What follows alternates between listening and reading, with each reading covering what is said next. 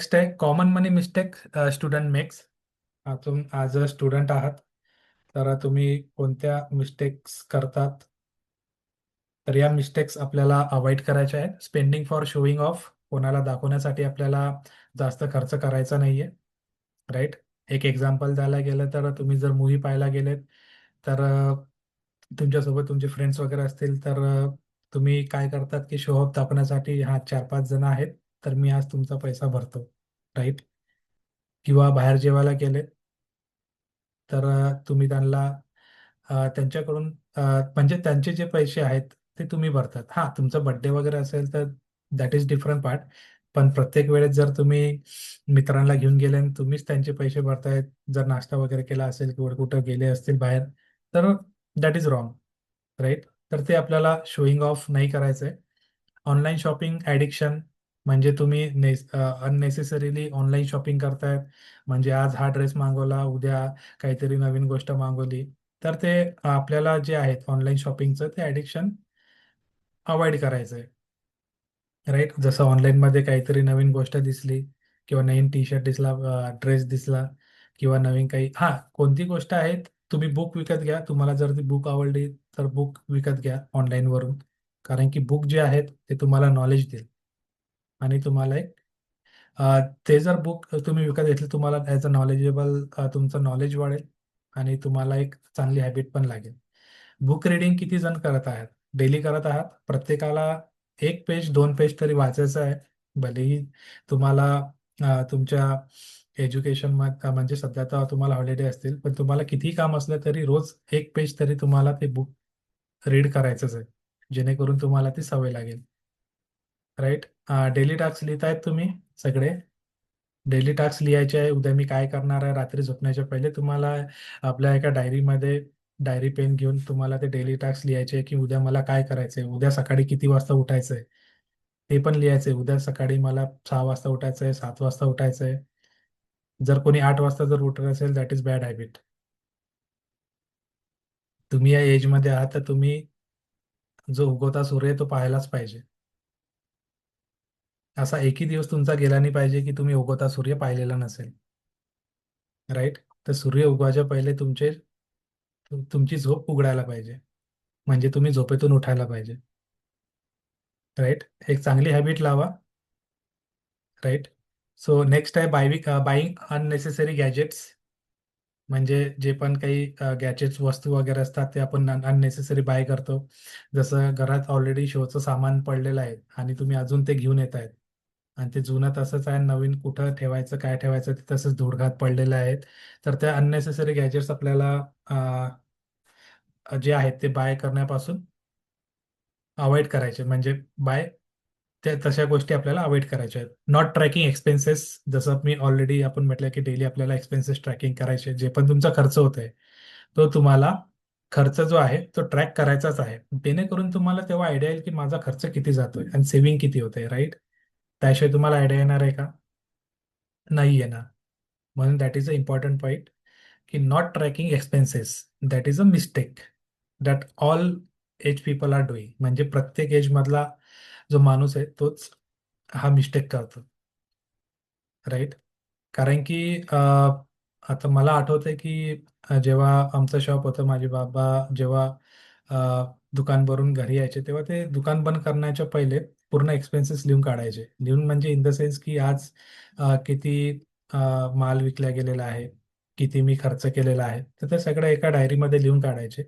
तर जेणेकरून त्यांना ते ट्रॅक करायचं की मला महिन्याचं किती एक्सपेन्सेस जातोय, मला प्रॉफिट किती होतोय, मला अजून काय इम्प्रूव्हमेंट करायचं आहे. तर त्या गोष्टी असतात. त्या टायमाला ते आम्हाला समजलं नाही, पण आता ते समजते की जे जुने लोक होते ते प्रॉपरली त्यांची एक डायरी मेंटेन करायचे. जसं तुम्ही अ, किराणा वगैरे भरायला ज्यांचं बिझनेस असेल ना, ते लोक ते मेंटेन करतात, पण जे जॉबला आहेत ते कधीच मेंटेन करत नाही.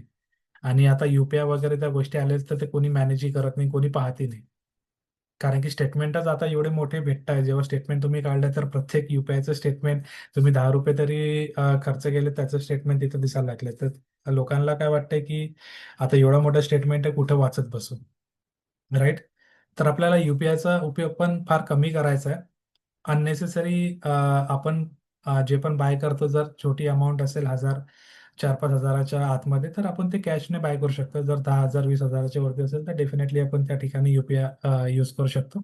पण जेव्हा आपण ग्रोसरी वगैरे घ्यायला जातो किंवा भाजीपाला वगैरे घ्यायला जातो किंवा काही वस्तू छोट्या मोठ्या, तर ते आपण कॅशमध्येच व्यवहार तो करायला पाहिजे, जेणेकरून आपल्याला ट्रॅक राहील की माझा 3,000चा जो किराणा आहे तो कधी कधी 2,000 2,500 पर्यंत पण होऊन जातो. तर ते जे पैसे उरलेले आहेत ते नेक्स्ट मंथमध्ये आपल्याला कामी येऊ शकतात. पण नेक्स्ट मंथमध्ये पुन्हा मग 2,500 आपल्याला टाकायचे आहे का? नाही. आपल्याला टाकायचे किती आहे? 3,000, जोपर्यंत नेक्स्ट इयर येत नाही तोपर्यंत. तर आपल्याला ते बजेटिंग करायचंय की माझ्या किराण्यासाठी मला किती पैसे लागतात महिन्याचे. तर प्रत्येक जण करेल. निशांत, मृणाली, जेव्हा आपले आई बाबा जेव्हा किराणासाठी जातात, महिन्याचा किराणा भरतात, तेव्हा त्यांच्यासोबत जायचंय, पाहायचंय आपल्याला काय लागतंय, किती खर्च लागतोय, कितीचा किराणा होतोय, ते आपल्याला ट्रॅक करायचंय आणि ते आपल्या स्वतः लिहून काढायचंय. लिहून काढल्यानंतर दुसऱ्या महिन्यात जेव्हा ते किराणा आणायला जातील तेव्हा त्यांच्यासोबत जायचंय आणि तेव्हा पाहायचंय की ते किती खर्च होतोय तिथे. राईट? ओके. सो नेक्स्ट आहे डिपेंडिंग फुल्ली ऑन पेरेंट्स. म्हणजे तुम्हाला फुल्ली पॅरेंट्सवर डिपेंड्स राहायचं आहे का? नाही. कारण की पैसे कमवण्यासाठी एजची म्हणजे एज लिमिट नाहीये. तुम्ही कोणत्याही वयात पैसे कमवू शकता. राईट? आता IPL चालू आहे तर IPLचं एक्झाम्पल देतो. सगळ्यांना माहीत असेल वैभव सूर्यवंशी. राईट? सध्या ॲज अ 15 इयर एज, आता 16 वर्षाचा आहे.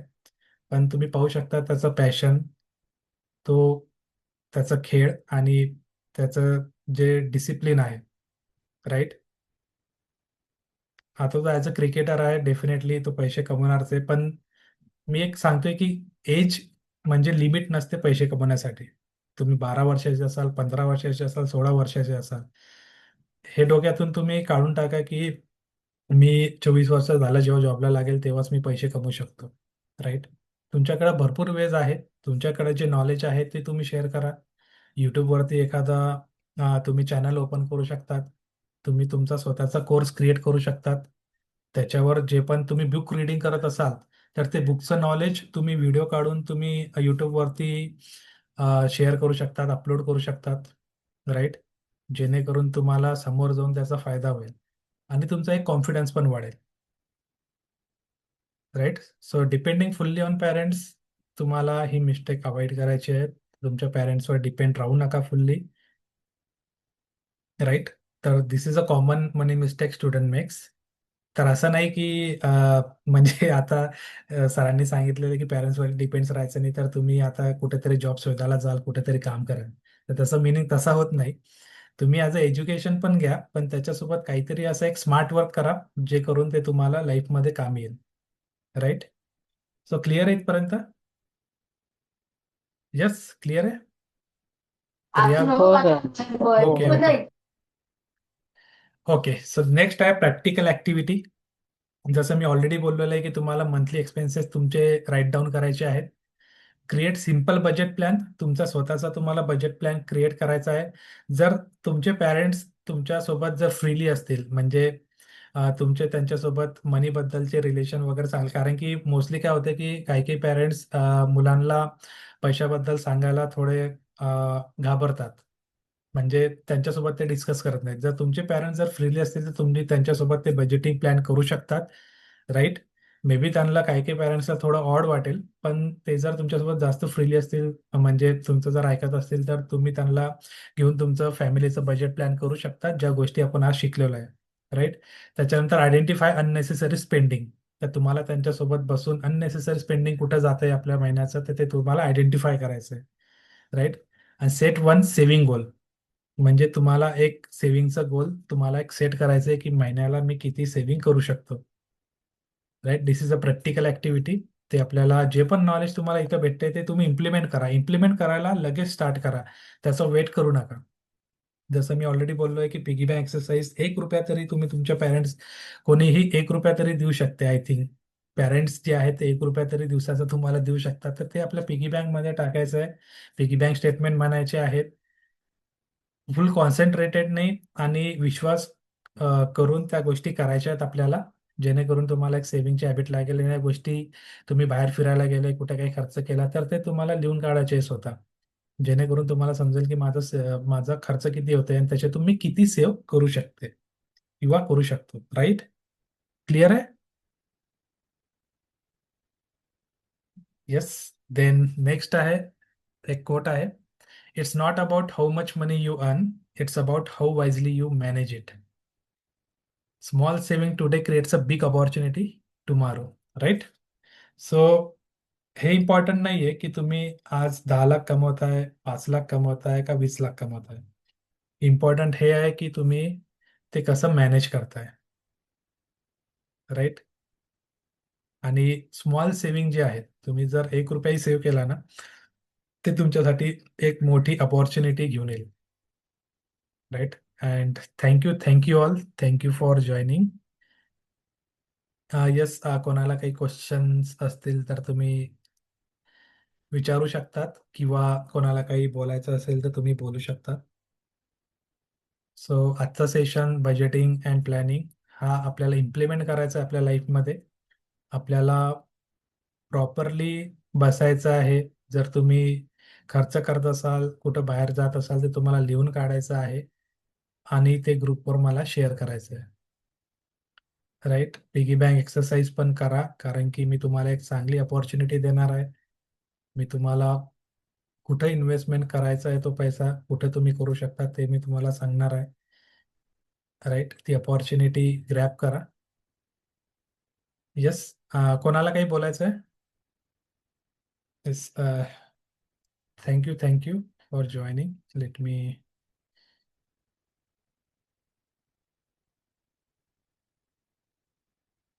Okay.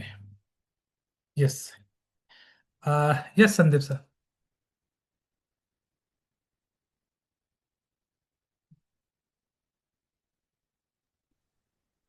Yes, good morning all. तर मला हे विचारायचं होतं की ज्यावेळेस सुरुवात झाली होती क्लासची त्यावेळेस निशांत म्हणजे कसा होता आणि आता म्हणजे त्याच्यामध्ये कसा अं, आता अगोदर कसा बोलत होता आणि आता कसा बोलत आहे म्हणजे मला विचारायचं होतं. मला तर असं दिसत आहे तुम्हाला विचारायचं होतं की तो राईट, राईट. नाही, डेफिनेटली डेफिनेटली निशांतचा जो कॉन्फिडन्स आहे ना, तो हाय लेवलला आहे. म्हणजे अनबिलिव्हेबल. म्हणजे त्यांनी जे कॉन्फिडन्स वाढलाय त्याचा, तो क्लिअर दिसतोय. कारण की त्यांनी जो मागचा सेशन जो रिवाइंड केलाय ना, तो मलाही लक्षात नव्हता. त्याच्या रिवाइंडमुळे मला ते लक्षात आलं की मी ते शिकवलेलं आहे म्हणून. डेफिनेटली म्हणजे म्हणायचं झालं तर. कारण की तो खूप म्हणजे मेहनत घेतोय त्या गोष्टीवर. आणि डेफिनेटली फायनान्शियल जर्नीमध्ये तो लवकरात लवकर अचीव करेल. आणि कन्सिस्टन्सी राहा. म्हणजे जे काही सांगितलं जाते ते इम्प्लिमेंट करा करा निशांत तुमच्या लाईफमध्ये. कारण की इम्प्लिमेंट केल्यानंतरच रिझल्ट दिसून येतील. कारण की ॲक्शन टेकर आर मनी मेकर. तुम्हाला ॲक्शन घ्यायची. डेली एक्सपेन्सेस लिहून काढा. ग्रॅटिट्यूड लिहायचे म्हणजे लिहायचे. तुम्ही त्या गोष्टी सोडूच नका. भलेही तुमच्या एज्युकेशनचा एखादा अ, म्हणजे तुम्ही सब्जेक्ट नाही वाचला तरी चालेल, पण या गोष्टी करा. राईट? कारण की ह्या लाईफ चेंजिंग गोष्टी आहे. या लाईफ चेंजिंग गोष्टीसाठी तुम्ही लवकर त्या गोष्टी अचीव कराल ज्यांना 9-10 वर्ष लागतात ते अचीव करायला. कारण की तुम्ही ॲज अ लकी आहात. तुमचे पॅरेंट्स ॲक्च्युली तुम्ही थँकफुल बनायला पाहिजे तुमच्या पॅरेंट्सला की त्यांनी तुम्हाला एक अपॉर्च्युनिटी दिली. तुम्हाला सपोर्ट केला त्या गोष्टीमध्ये. कारण की त्यांना पण ती जाणीव होती. त्यांच्यामुळे त्यांनी तो सपोर्ट केलाय तुम्हाला आणि नक्की त्या सुवर्ण संधीचा तुम्ही फायदा घ्यायला पाहिजे, असं माझं म्हणणं आहे. कारण की निशांमध्ये अनबिलिव्हेबल चेंजेस आहे आणि हे चेंजेस कारण की कसं आहे, जेव्हा लहान वयात त्या गोष्टी जेवढा लवकर शिकलो ना, तेवढा त्याचा फायदा होतो. कारण की त्या गोष्टी या वयात समजायला आणि म्हणजे पचवायला थोडं कठीण जाते. पण त्या गोष्टी कधी कधी कामामुळे आपल्याकडून त्या गोष्टी होत नाही. कारण की ॲज अ स्टुडंट म्हणून त्यांच्याकडे थोडाफार टाइम पण असतो आणि ते लवकर त्या गोष्टी कॅप्चर पण करू शकतात. सो अनबिलिव्हेबल चेंज आहे निशांमध्ये. सो नक्की. कारण की जसं त्याचं हॅबिट्स चेंज होत आहेत. म्हणजे पहिले जो जो बोलायचा तर त्याचा तेवढा कॉन्फिडन्स नव्हता. म्हणजे थोडा त्याला प्रॉब्लेम होता अंडरस्टँडिंगचा पण. आय थिंक थोडा लँग्वेजेसचा इश्यू असेल. पण त्यांनी तो पण कव्हर केलेला आहे. कारण की त्याची आता मराठी पण थोडी फ्लुएंट झाली आहे. म्हणजे जो आता तो बोलतोय. आणि डेफिनेटली. तर माझं तर एक सजेशन असेल की तुझ्याकडे जे पण सध्या स्किल आहे किंवा बुक रिडिंगचं नॉलेज असं आहे, create your YouTube channel, upload the video on it. की तुला जे नॉलेज तुला जे भेटते बुक रिडिंगचं असो, जे पण काही नॉलेज तू शेअर घेतलेलं आहे ते लोकांसोबत शेअर करायला स्टार्ट कर. राईट. नाही सर, थिंकिंग चालू आहे अजून. बघून राहिलो. ओपन करतो म्हणलं. येस येस, ऍक्शन घ्यायची आहे, आपल्याला थांबायचं नाहीये. जेवढा क्विक ऍक्शन घेतलं तेवढा त्याचा फायदा होईल. राईट, विचार नाही करायचा आहे. नाही सर, ऑलरेडी. त्याच्यात कसं पहिले नी एक स्पेसिफिक नीचे राहते, ते डिसाईड करायला लागते ना, तर त्याच्यावरच थोडं थिंकिंग चालू आहे. येस येस, नक्की त्याच्यावर विचार करा आणि लवकरात लवकर तुम्ही ऍक्शन घ्या. डेफिनेटली तुम्हाला त्याचा फायदा होईल. नाही येस सर. ऍक्च्युली आपल्याकडे सर ज्या बुक होत्या त्या सगळ्या मराठीमध्येच होत्या माझ्याकडे. राईट. तर त्याला मराठी वाचण्यामध्ये थोडं डिफिकल्टच होत होतं. म्हणून त्यांनी आता 2 बुक मागवल्या. बहुतेक, निशांत सांगशील कुठल्या बुका मागवल्या तर. आणि त्या दिवशी एक अचानक म्हणजे कसं अमेझॉन वरतून मी 5 क्लब वाली मागवली होती. पण ओके ऍक्च्युली ती आलीच नाही, तिच्या जागेवर दुसरी आहे यू कॅन विन म्हणून. आणि ओके ओके. ती पण इंग्लिश मध्येच आली. तर खूप चांगलं झालं की ते त्याला वाचा. चांगली बुक आहे, तर मी एक चॅप्टर वाचलंय त्याचा. अं, तर मला पण ती चांगली वाटली. म्हणजे त्याला पण तो म्हणत होता की वापस करून द्या, पण मी म्हटलं राहू द्या, त्या ओके ओके. तुला कामात येईल. तर ती पण त्याच्याकडे बुक आहे. आता म्हणजे 3 बुक झाल्या, तर तो एक तर बुक सकाळी रीड करतोच आहे. हम्म. जे काही त्याला समजलं तो सांगतोच आहे. आता तो चालू करेल आता दुसरी पण बुक, एक एक करून करेल तो आता. थँक्यू. ओके ओके तर ओके. तर एक एक बुक आहे how to talk to anyone, आणि दुसरी आहे the alchemist. Okay okay. नाही, ग्रेट आहे. ॲक्च्युली मी वाचलेली नाही आहे ती, मी पण मागवेल ती नक्की. कारण की माझ्याकडे ऑलरेडी आहेत बुक, की मी अराउंड आता 14 बुक वाचलेले आहेत.